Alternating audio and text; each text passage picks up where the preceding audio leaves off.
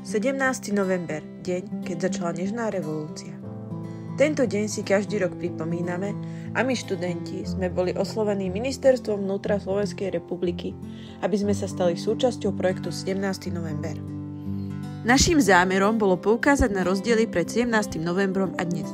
Napríklad, padol komunizmus a nastala demokracia, rovnako prišlo k zrušeniu cenzúry a slobody prejavu, mohli sme pohodlne opustiť krajinu a objavovať svet a stať sa čím chceme. Naším posolstvom, samozrejme nebolo vždy samozrejmosťou, sme chceli povedať: vážme si, čo máme, pretože niektorí naši rodičia a starí rodičia nemali to, čo my berieme dnes ako samozrejmosť. A tak sme vytvorili 4 Reels videá, ktoré Ministerstvo vnútra uverejnilo na svojom Facebooku a Instagram.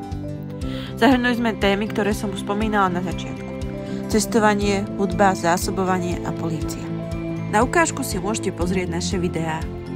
Naše celkové výsledky boli príjemné. Na Facebooku sme dosiahli 21 262 prehratí, dosah bol 16 046, interakcií 421 a 40 zdieľaní. Na Instagrame 31 869 prehratí, dosah 18 031 a 194 interakcií. A dokonca o nás aj napísali.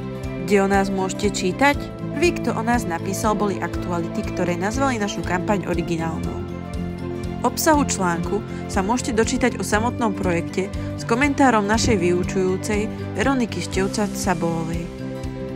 Rovnako o nás písal aj spravodajský portál tlačovej agentúry Slovenskej republiky a Obecné noviny.